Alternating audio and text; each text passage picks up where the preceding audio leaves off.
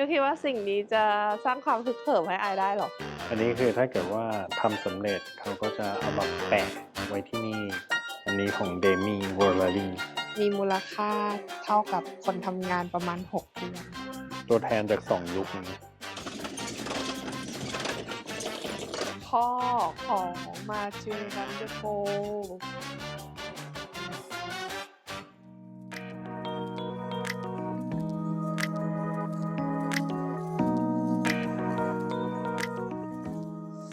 ตอนนี้เรามาอยู่ที่เมืองอูเดนาเดอร์แล้วเพื่อมาดู Flanders Museum จะพาไปดู ว่ามีอะไรบ้าง ยังไม่รู้เลยว่ามีอะไรบ้าง พี่บอกให้มาก็มา สำหรับวันนี้พี่กับเนยจะพาทุกคนมาเที่ยวที่เมืองอูเดนาเดอร์กัน เพราะที่นี่มีพิพิธภัณฑ์ที่พิเศษสุดๆสำหรับนักปั่น ซึ่งก็คือเซ็นทรัมรอนเดอร์วานวลานเดรนนั่นเอง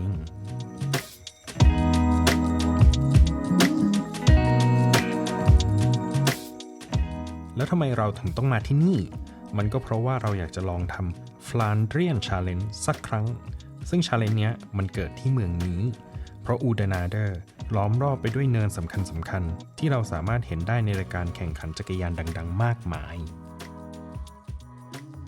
อันนี้คืออะไรอ่ะ พาไอมาดูเพราะว่า เนี่ยก็จะได้เอามาแปะว่าเป็นหนึ่งในผู้ที่ทำสำเร็จ ยูคิดว่าสิ่งนี้จะสร้างความฮึกเหิมให้อายได้หรอ ใช่ โอเค ไม่หรอกใช่อยากทำ โอเคคำว่าอยากทำแปลว่าเนยต้องทำด้วย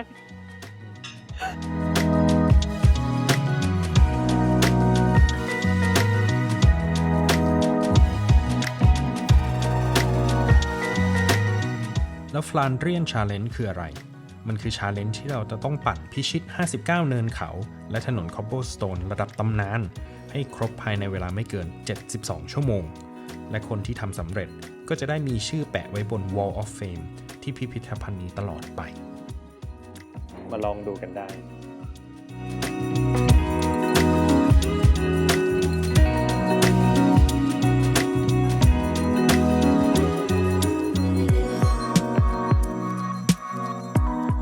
อันนี้คือของแอนนาฟานเดบรักเกน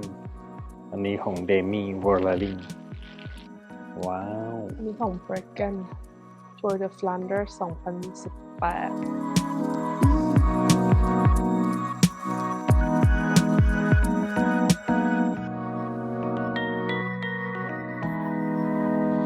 สำหรับ Flanders เนี่ยคือภูมิภาคทางตอนเหนือของเบลเยียม ซึ่งเต็มไปด้วยทุ่งนาเมืองเล็กๆ น่ารักและวัฒนธรรมที่น่าสนใจมากมาย และสิ่งที่ทำให้ที่นี่ไม่เหมือนที่ไหนในโลก ก็คือความรักในการปั่นจักรยาน ซึ่งที่นี่ก็เป็นต้นกำเนิดของการแข่งขันจักรยานในตำนานอย่าง Tours of Flanders ที่มีมาตั้งแต่ปี 1913 เงินรางวัลงานแรก มีมูลค่าเท่ากับคนทำงานประมาณ6 เดือน หรอ ใช่ โอ้คนเลยปั่นกันเยอะ ใช่เขาบอกว่ามีมูลค่าเท่ากับคนทำงาน6 เดือน อันนี้คือวิทยุที่ใช้สำหรับพวกทีมทีม principal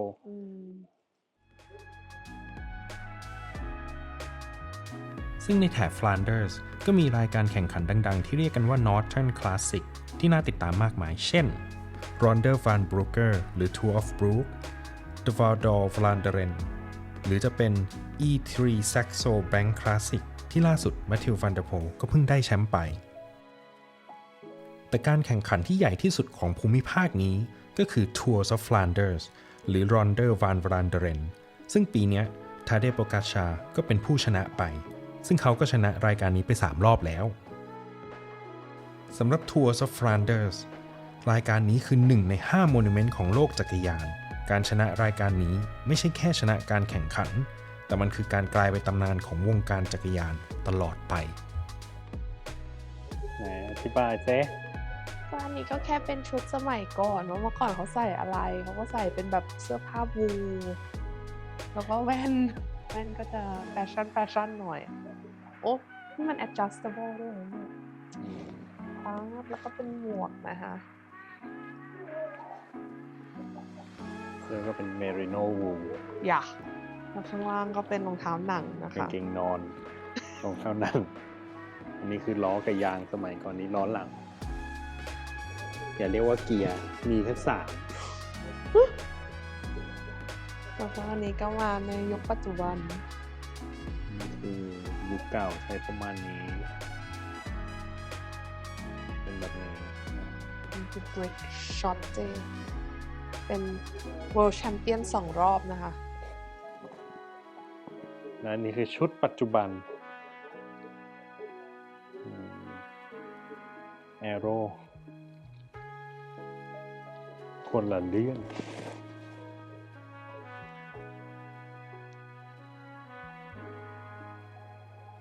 ตัวแทนจาก2 ยุคอันนี้ ใช่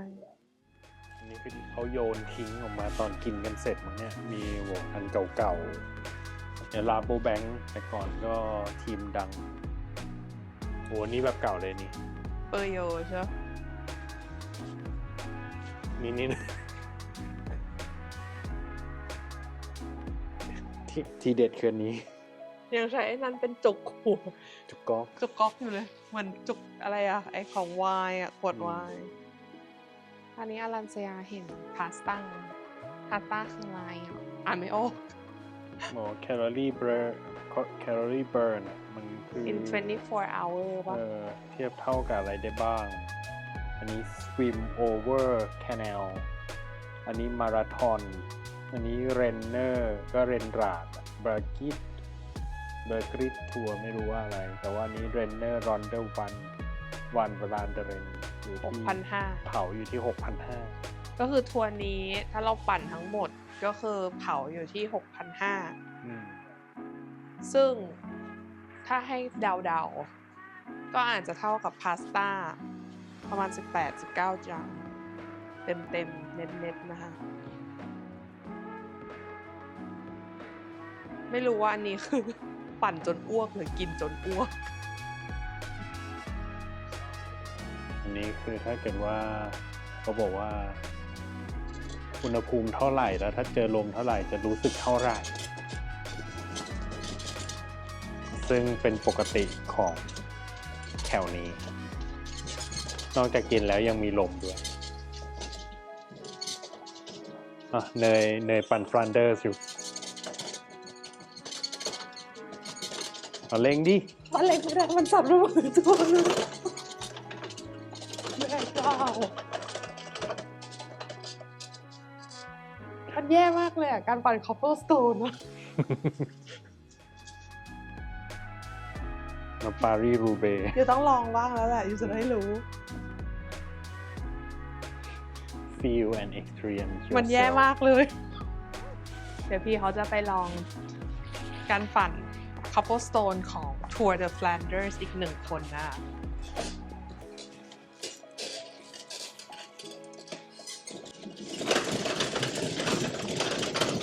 เบาๆหน่อย เดี๋ยวบัง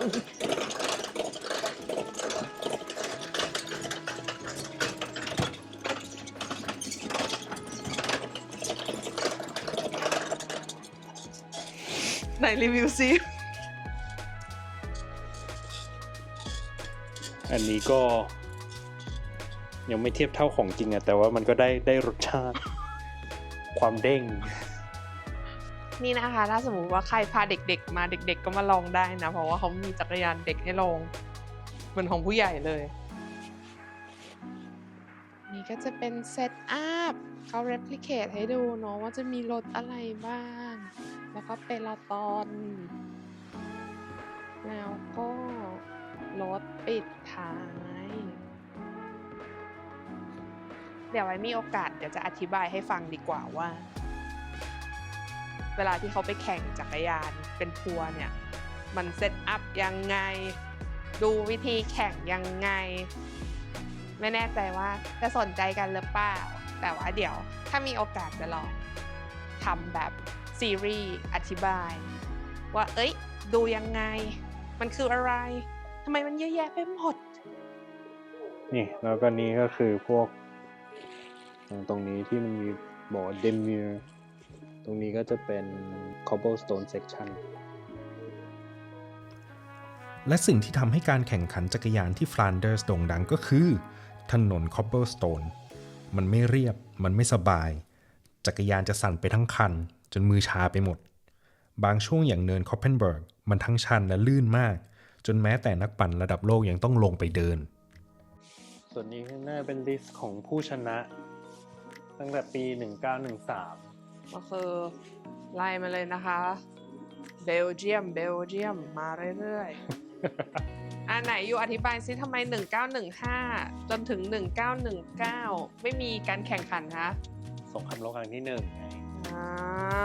น่าจะ work to down คิดว่าน่าจะใช่แหละค่ะก็คือเราจะเห็นว่าโรงนี้เขาจะมีการเริ่มแข่งมัน1913เนาะ1914แล้วก็ข้ามไป1919เลยมันก็เป็นช่วงสงครามโลกครั้งที่1นั่นแหละก็มากันเรื่อยๆนะคะเรื่อยๆแต่ว่าช่วงสงครามโลกครั้งที่2 we don't give a shit we just race through it ช่วงสงครามโลกครั้งที่2ก็คือไม่สนใจแล้วนะจ๊ะกูจะปั่นจ้ะใครก็ห้ามฉันไม่ได้อ๋อนี่เขามีเขียนไว้ด้วยนะว่าแบบว่าเป็นวิธีแบบเหมือนว่าเป็นโค้ดการชนะว่าชนะแบบไหนก็คือแปลไม่ได้นะคะลองไปหาวิธีแปลเอาเองนี่อย่างเช่นเนี้ยซอนตา 5th April แล้วฝนตกในปี 1953 Locomotive Under Storm ก็น่าจะแปลว่าเป็นเครื่องจักรผ่าพายุใช่ทีนี้ได้หลายภาษานะคะอันนี้ Erster Franz Wins ก็คือฝรั่งเศสชนะคนแรกนี้ British Win ครั้งแรก Major Tom ชื่อ Major Tom เราก็จะเริ่มเห็นเนาะช่วงปีแรกๆน่าจะไม่มีชาติอื่นไปแข่งด้วยก็เลยจะมีแต่เบลเยียมมี1928ที่มีคนสวิสเนาะแล้วก็เริ่มมาหลังสงครามโลกจะเริ่มมีชาติอื่นแล้วเพราะว่าชาติอื่นก็มานัวๆกันอยู่แถวนี้เริ่มมีอิตาลีเข้ามามีเกี่ยวข้องเริ่มมีฝรั่งเศสเนเธอร์แลนด์เยอรมันนี่ไง Cannibal the first German Rudi Erster Deutscher Wins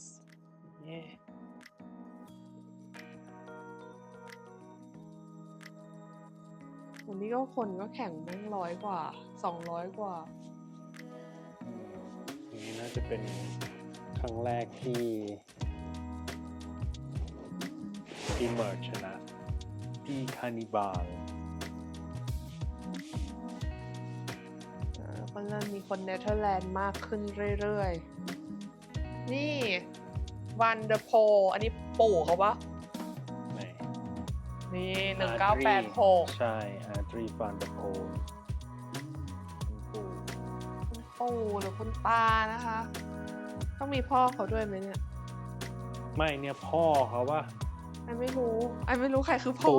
ปู่เขาคืออีกคนหนึ่งพูลิดอร์เรมอนพูลิดอร์โอเคค่ะแก้ข่าวนะคะทุกท่านอันนี้คือคุณพ่อของมาทิลวันเดอร์โพ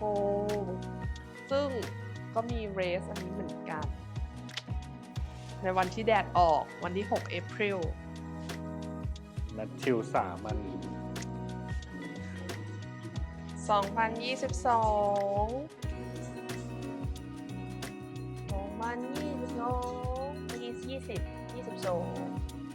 แล้วก็มีตามด้วยทาเด้6ที่นะคะ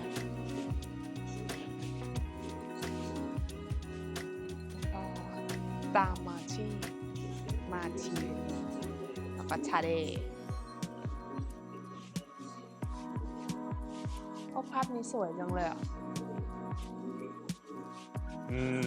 อันนี้คือวาลต์กับมาทิวภาพนี้สวยมากเลยอ่ะวิวแม่งส่วนอันนี้คือรายชื่อของผู้ชนะที่เป็นผู้หญิงเริ่มที่ปี 2004ไล่มา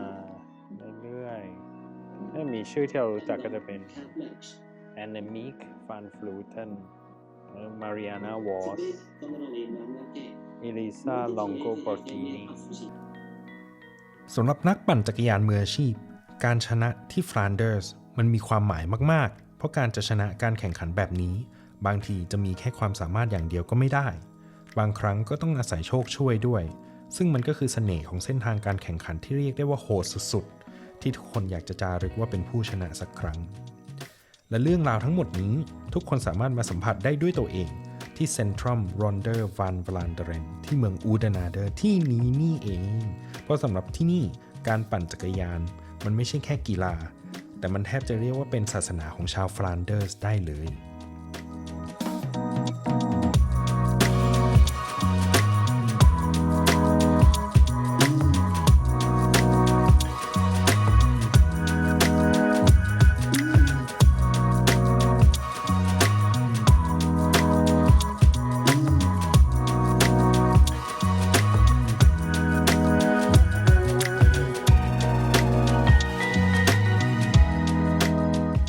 เสร็จแล้วเราเข้ามาดูพิพิธภัณฑ์อะไรเสร็จเรียบร้อยแล้วเดี๋ยวเราก็ไปต่อ แต่ดูอลันสยาน่าจะงานเข้าแน่ๆเลยหลังจากนี้เพราะว่าพีน่าจะอยากมาปัด